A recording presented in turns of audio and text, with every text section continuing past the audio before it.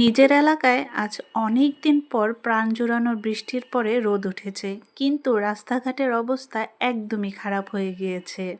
দীর্ঘদিনের গরম আর ধুলোবালির পর এই বৃষ্টির ছোঁয়ায় যেন এলাকায় নতুন প্রাণ ফিরে পেয়েছেন। যেমন চারদিকে পানি আর পানি, পানি ছাড়া আর কিছুই নেই। দূর দূরান্ত থেকে আর প্রবাসী ভাই বোনেরা বা যারা নিজের এলাকায় থাকে না, তারা নিজের এলাকাটা দেখতে চেয়েছিলেন যে কি অবস্থা বৃষ্টির পর হয়েছে। এই যে দেখেন কি অবস্থা বৃষ্টির পর হয়েছে নিজের এলাকাটা। বৃষ্টি হলে সবার মনে যেমন আনন্দ থাকে, এবারও কিন্তু সবার মনে আনন্দ ছিল, সাথে কিন্তু ভয়ও আছে।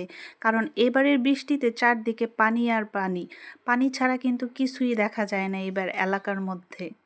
শুধু যে আমাদের এলাকা তা কিন্তু নয়, অন্যান্য এলাকার অবস্থাও কিন্তু খুবই খারাপ পানির জন্য এবার।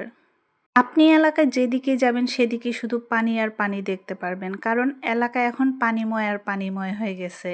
পানি যে অন্য জায়গায় যাবে ওই যাওয়ার রাস্তাও নাই, প্লাস একবেলা রোদ উঠলে আরেক বেলা কিন্তু বৃষ্টি থাকে, এর জন্য কিন্তু পানি যাওয়ার কোনো ব্যবস্থা নাই। আমাদের এলাকার আশেপাশে সবার বাড়ির সামনেই কিন্তু এরকম পানি, কারো বাড়ির সামনেই কিন্তু খালি নাই, সবার বাড়ির সামনে অবস্থা একদমই খারাপ।